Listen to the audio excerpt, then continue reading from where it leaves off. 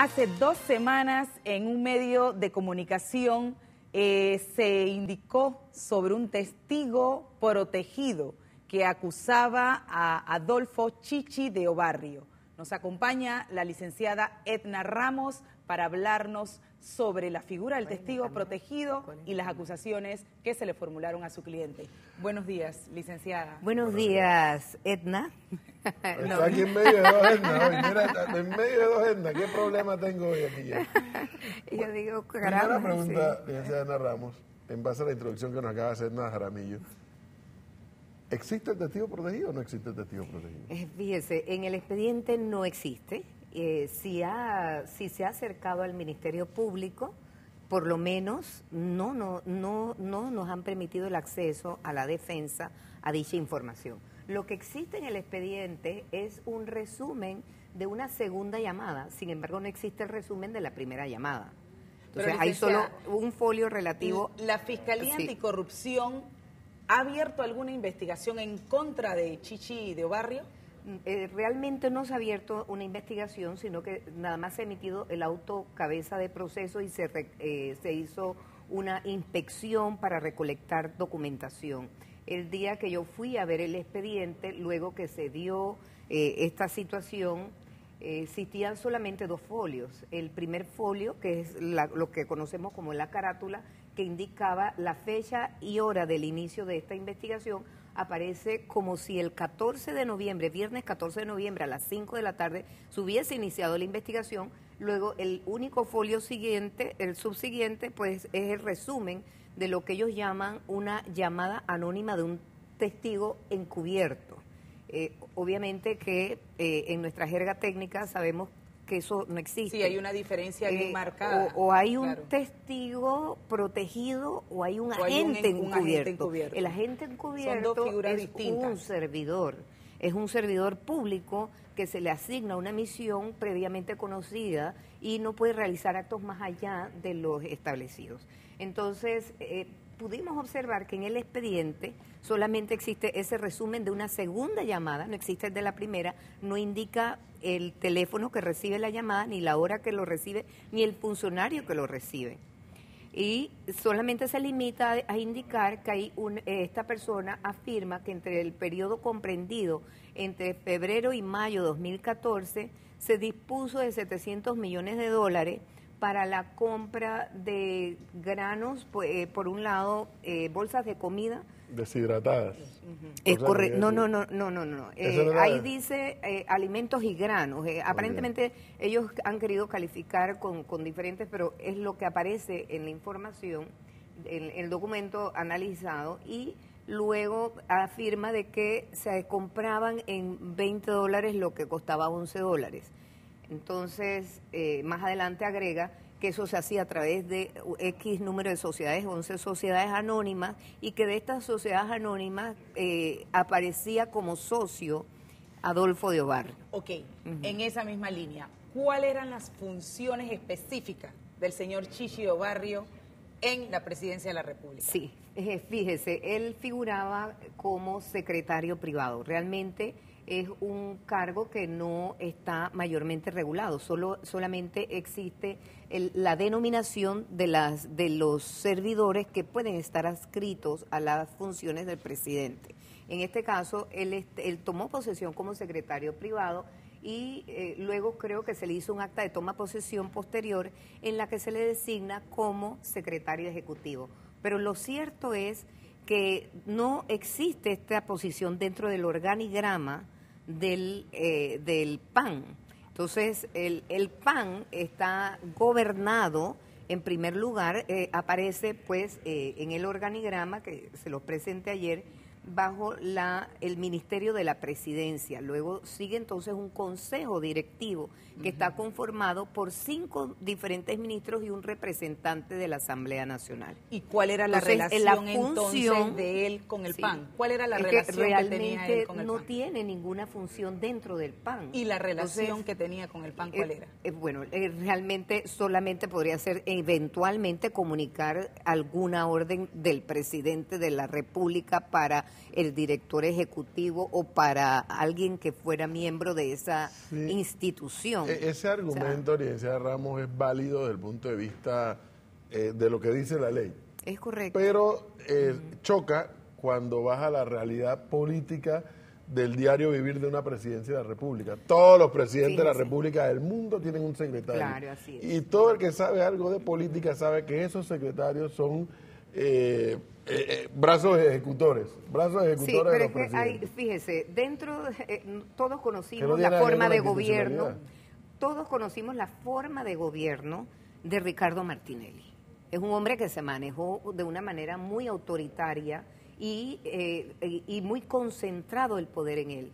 Entonces, pues no se puede comparar con los ministros. O sea, la ejecución tiene que darse por la instrucción de alguien que tenga facultad para ello.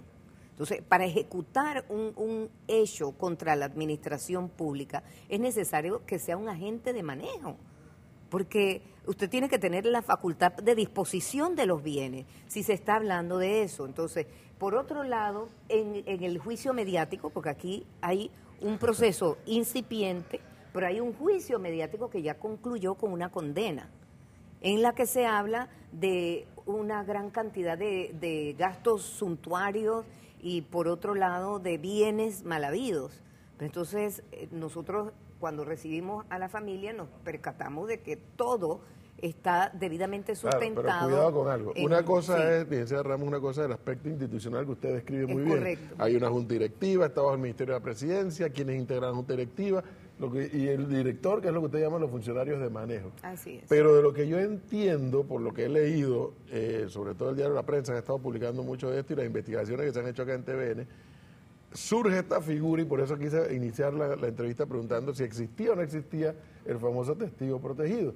Porque Dentro el testigo protegido no ha sido allegado. El testigo protegido es el que mete en el baile, por así decirlo, al señor Dobarrio. Exacto. Y no necesariamente diciendo, no, es que él firmó el cheque, no es Pero que es como que este es funciona, un no. testigo Es lo que dicen protegido. que llevaba el cartucho. Este es un testigo protegido que al mismo tiempo es desprotegido y protector. Le explico. ¿Cómo es eso? Sí, este es un testigo protegido, supuestamente según lo ha denominado Telemetro, ¿no? Ya Telemetro ya lo ha reconocido como el testigo protegido de Telemetro. Pero para mí es desprotegido porque le han sacado la silueta y la voz sin distorsionar. Entonces, y es que no tiene ninguna protección, porque cuando hablamos de un testigo protegido, hablamos, y el Código Procesal así lo contempla, tiene que ser una persona con ciertas medidas de protección que tiene que darle la institución. Y tiene que justificarse, porque no a todo el mundo se le puede dar la condición de testigo protegido. Correcto. Tiene que estar justificada la condición de riesgo. Entonces, usted me va a decir a mí que este joven que salió en la conferencia de prensa, Adolfo Dobarrio, pudiera ser una amenaza para este señor por encima de Ricardo Martinelli. Pero aquí hay que temerle más, a Ricardo Martinelli o a Adolfo Dobarrio. ¿Por qué? Porque él exculpa a Ricardo Martinelli. Y él manifiesta en esa declaración que de esto el único que no sabía de lo que estaba pasando era Ricardo Martinelli. Entonces, el artículo 21.14 del Código Judicial dice expresamente que es totalmente ineficaz el testimonio del no hecho.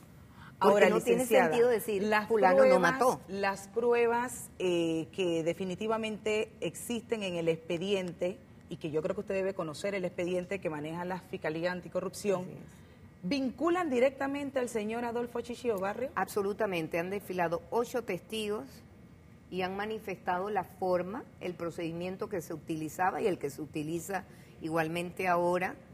Y nadie ha señalado a Adolfo Dobarrio como un ejecutor de alguna irregularidad. Si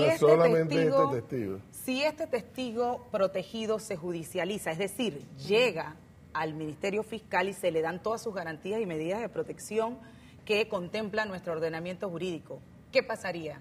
Ojalá que llegara, porque el artículo 21.21a, que fue introducido con la ley del 2004 antipandillas, y que introduce la figura por primera vez en nuestro sistema judicial de testigo protegido, establece que el testigo protegido se cumplirá con un protocolo que incluye inclusive encapucharlo para evitar que se dé la identidad, pero debe ser sometido al control horizontal del contradictorio. Tiene que darse el contradictorio de modo tal que se pueda cuestionar para verificar la fidelidad de la información, porque tengamos presente que el testimonio es la prueba menos eficaz que existe entre las pruebas lícitas que se pueden allegar, es la menos creíble, porque es la más susceptible de cometer errores, porque se refiere a la percepción. Es por eso que es la única prueba que se exige que existan dos que coincidan en circunstancias de modo, tiempo y lugar para tener validez. Entonces, obviamente que la defensa debe tener, y el Ministerio Público, la acuciosidad de repreguntar al testigo para demostrar si puede soportar y sustentar lo que sus está diciendo. afirmaciones. Le pregunto entonces, licenciada Edna Ramos, si con eso en mente que usted nos explica la versión, obviamente, de su cliente y suya, ¿por qué el señor Do Barrio atribuye a persecución política esta historia?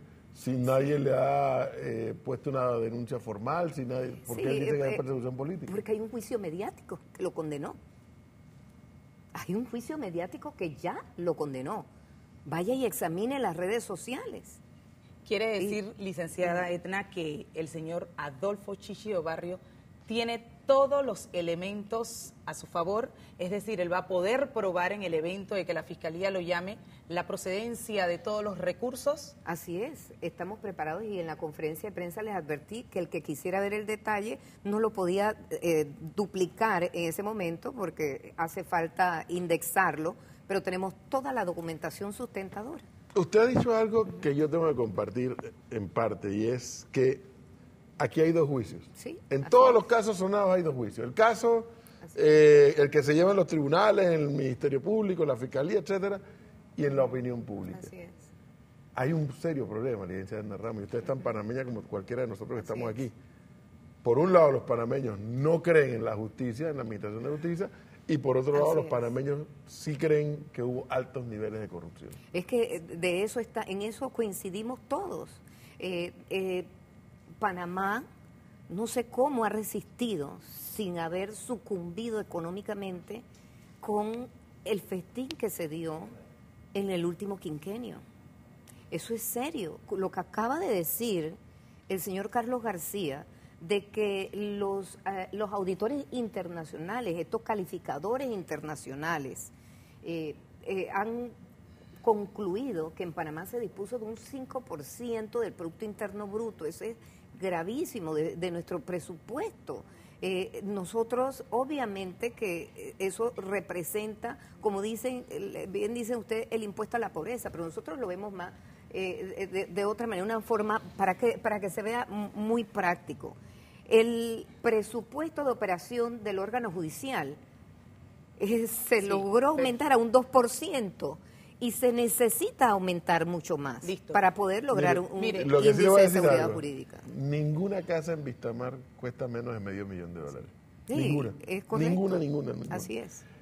Yo vi que en la conferencia el señor Do Barrio dijo que una casa 102 creo que dijo en Vistamar. Sí, hasta donde yo sé ninguna cuesta menos correcto. de $1,000,000. Y, es que, y si la reforma, menos. Fíjese, la familia... Y permíteme, la familia, Edwin, usted ha traído a colación el tema de corrupción. Y yo quiero aprovechar esta oportunidad que usted aquí nos está visitando para que nos hable un poco de las acciones futuras que tiene el MAC en contra de la corrupción. Bueno, quiero advertir que he llegado invitada solamente como abogada de Adolfo Do Barrio. Yo me he separado en licencia temporal del movimiento de abogados gremialistas y ya mi periodo estaba supuesto a terminar para el mes de enero, así que debe convocarse a otra elección. Así Entonces, que para por concluir, el movimiento no. ¿puede el señor Do Barrio sustentar una casa de mucho más de $500,000 en Vistamar, un apartamento en Ocobelmar que cuesta no sé cuántos cientos de miles de dólares, etcétera, etcétera? Está sustentado en base a sus el ingresos endoso, y en base a su ya se va a saber, económico. correcto. Sí,